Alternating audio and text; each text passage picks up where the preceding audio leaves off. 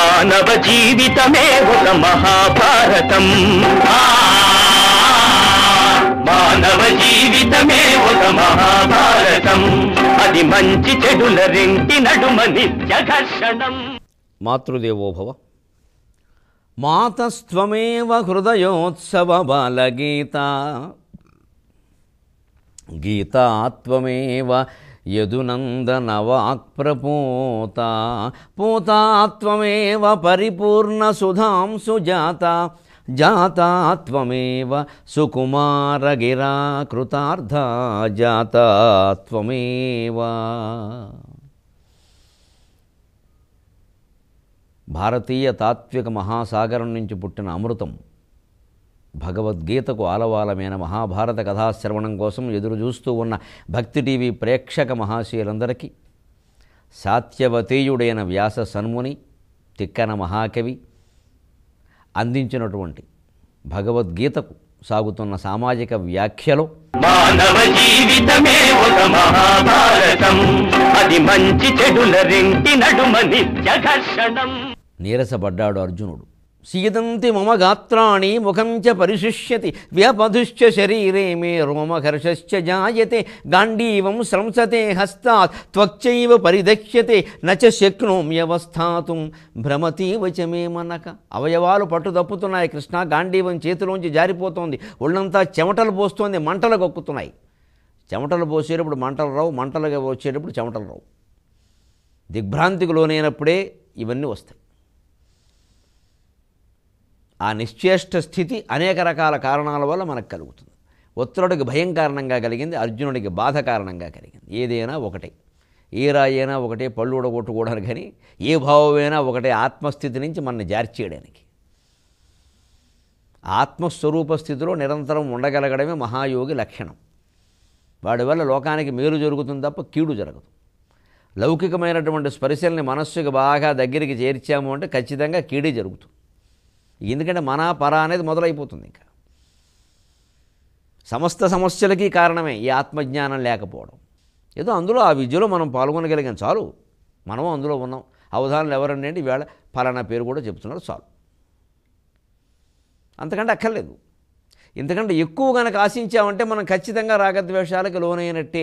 అప్పుడు ఇలాంటి భయాలు బాధలు కలుగుతాయి. ఇప్పుడు అర్జునుడు ఇప్పటికే జగదేక వీరుడు. ఇంతవరకు అర్జునుడు ఓడిపోయిన యుద్ధం లేదు. ద్రౌపదీ స్వయంవరం కానీ, ఘోషయాత్ర కానీ, మరి ఉత్తర గోగ్రహణం కానీ, ఏదైనా కానీ, రాజసూయాల్లో కానీ, ఖాండవ దహనంలో కానీ, ఆ విజయ పరంపర ఏం చేసిందంటే అతనిలో ఒక అహంకారాన్ని కలిగించింది. నేను గెలుస్తా, గెలిచి తీరతా, నన్ను చూస్తే మొత్తం పరిగెత్తి పారిపోవద్దు, ఈ భావాలన్నీ ఉన్నాయి. ఒక్కసారిగా ఇంత సైన్యాన్ని చూసేసరికి పైకి చెప్పట్లేదు కానీ అసలు ఇదంతా మన ఒక్కడి వల్ల అయ్యే పనేనా అనే అనుమానం కూడా వచ్చింది. దీనికి ఎందుకు వచ్చింది? మన ఒక్కళ్ళమే చెయ్యాలి అనే భావన ఉంది కాబట్టి మన ఒక్కడి వల్ల అయ్యే పనేనా అని అనుమానం వచ్చింది. మన ఒక్కడమే చేయక్కల్లా, అందరూ ఉన్నారు, ఎవరి పని వారు చేస్తారు, నా పని నేను చేస్తే చాలు అంటే హాయిగా తేలికైపోలా. మీరు ఏదైనా ఒక పెద్ద కార్యక్రమం జరిగినప్పుడు చూడండి, వేదిక మీద ఆందోళన పడేవాళ్ళు పడుతూ ఉంటారు. ఓ కంగారు పడిపో గొంతు పూడుకుపోతూ ఉంటుంది. ఈ పక్కనే దానికి వంట చేసేవాళ్ళు ఎవరో ఉంటారు, 10 మంది. అందులో ఆ ఆకులు పెట్టడం, గ్లాసులు పెట్టడం పని వాడు ఉంటాడు. వాడు ఆనందంగా చూస్తూ ఉంటాడు వీళ్ళందరినీ. ఎందుకంటే టెన్షన్ అనవసరం, ఎందుకంటే వాడి పని చాలా చిన్నది. ఆ ఆకులు గ్లాసులు పెట్టేస్తే వాడి పని అయిపోయినట్టు. ఆ సభ ఏమైందో వాడికి అనవసరం, ఆ పెళ్ళో పేరంటమో ఏమైందో వాడికి అనవసరం, పేడాకులైనా వాడికి అక్కర్లేదు. ఇలాగ సమాజం అనేటువంటి పెళ్లిలోనో పేరంటంలోనో మనం ఒక పాత్ర నిర్వహిస్తున్నాం తప్ప మనం ఏమీ ప్రధానం కాదు. ఇక్కడ మన మీద ఆధారపడి లేదు. ఒక్కసారి మనం పోయాం అనుకుని ఆలోచిస్తే ఆ నలుగురు సినిమాలాగా మొత్తం అర్థమవుతుంది. అన్నీ సాగిపోతూనే ఉంటాయి, ఏదీ ఆగదు. పోయాక కూడా నిజానికి ఆ జీవుడు చూస్తాడు. గరుడ పురాణంలో చెప్పాడు, వాడు కొన్ని రోజులు ఇక్కడే ఉండి చూస్తాడు. వాడు అనుకుంటాడు నేను లేకపోతే ఏది ఆగట్లేదురా, మామూలుగా కాఫీలు తాగేసి ఏమిటో ఇంకోసారి ఎక్కువ కూడా తాగారు, ఏమిటో కూర్చోలేక అయ్యి బాబు అన్నీ పనిచేసుకున్నారు. అప్పుడే దాన ధర్మాలు కూడా చేయడంలా. నాకు ఇంకా పిండ శరీరం ఏర్పడలేదు. ఈ శరీరం ఏర్పడడానికి వీళ్ళు ఏం చేయడంలా. వీళ్ళ దుంపదేగా ఇలా ఉంటారా వారసులు అంటే అని. అప్పుడు పాపం వెళ్ళిపోయిన భార్య కూడా ఏమిటో మా ఆయన అంత తాపత్రయ పడేవాడు, నేను ఉండగా నువ్వు లేకపోతే బతుకు లేదే అనేవాడు. అప్పుడే ఈయనకి 13వ రోజున ఏమిటో వేరే ఆలోచనలు కూడా వచ్చేస్తున్నాయి. అయ్యి బాబోయ్ ఇదే ప్రపంచం. ఎందుకంటే ఎవడో వచ్చి అంటాడు మీకు ఆడాళ్ళ గడుస్తుంది కానీ మగాళ్ళ గడవడం కష్టం అండి, ఎందుకంటే వాడి దగ్గర పిల్ల ఉంది ఖాళీగా అనేస్తాడు. లేకపోతే ఇలాంటి కేసే వాడి దగ్గర ఉంటుంది, మొగుడు పోయిన ఆవిడ కట్టేస్తాడు పట్టుకొచ్చి. ఏదో ఉంటుంది ఇబ్బంది. ఇవే జరుగుతున్నాయి కదండి, అనుమానం ఏముంది? అయితే ఈ వెళ్ళిపోయిన జీవుడు భార్య అయినా భర్త అయినా ఎవరైనా వాళ్ళ పైనుంచి ఏమనుకుంటారండి? అలా అనుకుంటే అప్పుడప్పుడు ఒకసారి అనుభవాలు ఊహలు చేసుకోవాలి. అలా చేస్తే కాస్త వేదాంతం అర్థం అవుతుంది. అంతా తన మీద ఉంది అనుకోబట్టి భయము, ఆందోళన, బాధ సమస్తం కలిగాయి.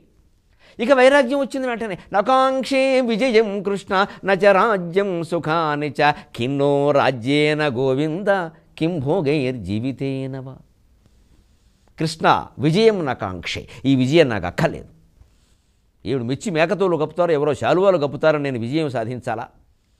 ఈ విజయుడు అనే పేరు నేను వదిలేస్తాను. మిగిలిన 9 పేర్లు చాలు, విజయుడు అక్కల. నచ రాజ్యం సుఖాన్ని ఈ రాజ్యం అన్నీ దేనికి? ఏదో చుట్టూ 10 మంది ఉండడం, విసనగర్లు పెట్టి విసరడం, ఏదో గొడుగు పెట్టుకోవడం, ఇదే కదా వైభవాలు. ఇంత చేస్తే ఏ దండయాత్రకి వెడితే ఎవరు చంపేస్తారో తెలియదు, ఏ వేటకో పెడితే ఏ పంది చేతిలో చచ్చిపోతామో కూడా తెలియదు చివరికి. నచరాజ్యం సుఖానిచ, నాకు ఈ సుఖాలు వద్దు, దుఃఖాలు వద్దు, రాజ్యమే వద్దు నాకు అసలు. కిన్నో రాజ్యేన గోవింద, ఏం చేసుకుంటాం ఈ రాజ్యం చేత?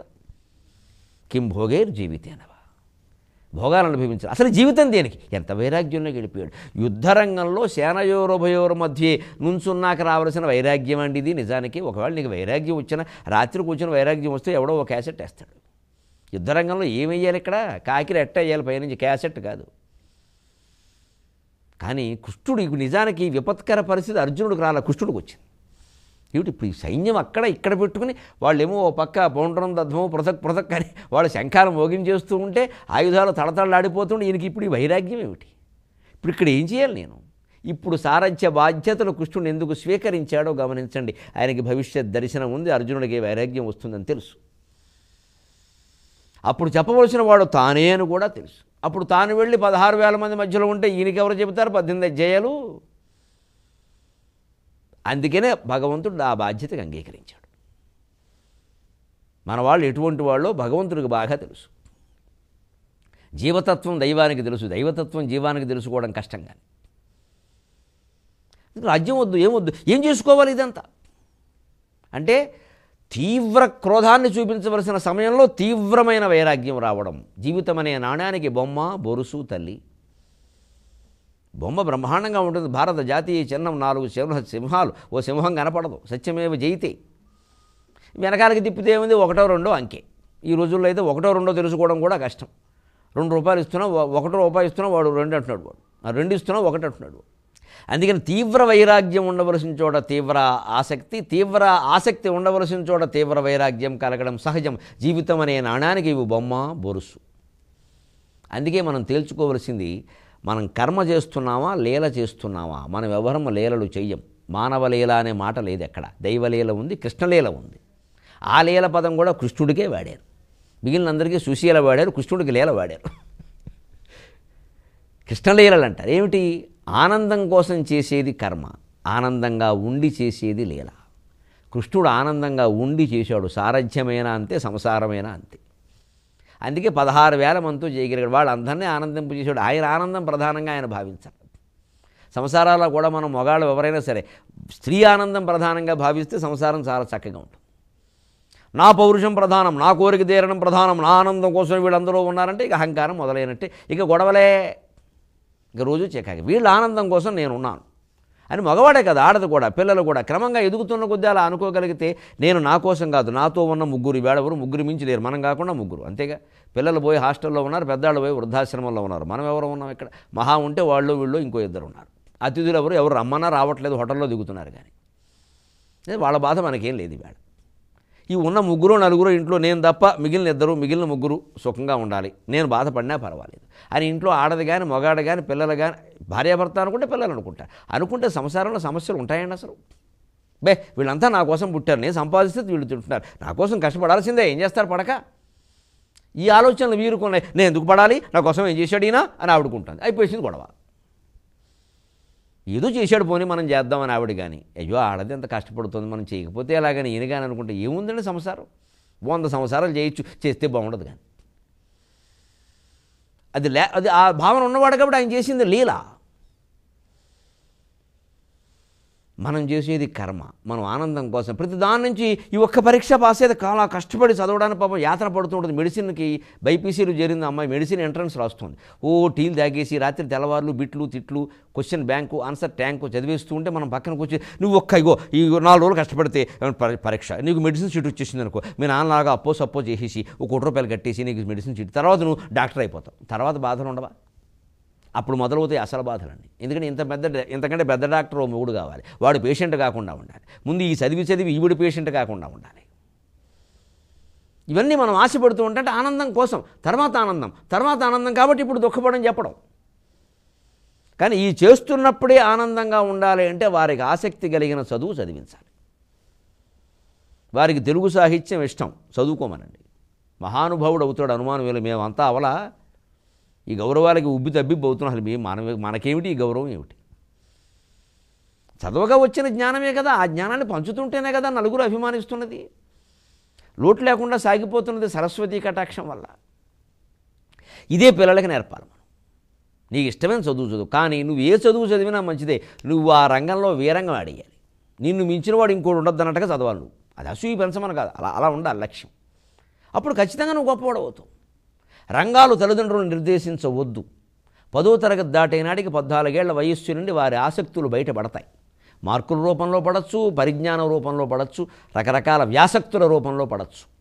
దాన్ని ప్రోత్సహించండి దయచేసి. ఒకవేళ ప్రధానంగా ఏదైనా చదువు చదివించినా వారికి సంగీతమో సాహిత్యమో చిత్రలేఖనమో నాట్యమో కావాలంటే కనీసం రోజుకు 1 గంట 2 గంటలు దాని మీద సాధన చేసే అవకాశం వారికి కల్పించాలి. అప్పుడు వాళ్ళ జీవితంలో చాలా గొప్పవాళ్ళు అవుతారు. మహాకళాకారుణులు అందరూ అలాగే తయారయ్యారు. అది లేకపోతే మనం కర్మ చేస్తాం, లీల అవసరం లేదు. అది తేల్చుకోవలసిన పరిస్థితి. ఇదంతా చేసేది ఎందుకోసమయ్యా అంటే ఎవరి కోసమో అనుకుంటున్నాడు నేను, ఆనందం కోసం. కాబట్టి ఆ ఆనందం కలగదుగా, వీళ్ళందరూ ఉండి విజయం సాధించాలని అనుకుంటున్నా. ఎందుకని తర్వాత చెబుతున్నాడు అదే విషయాన్ని.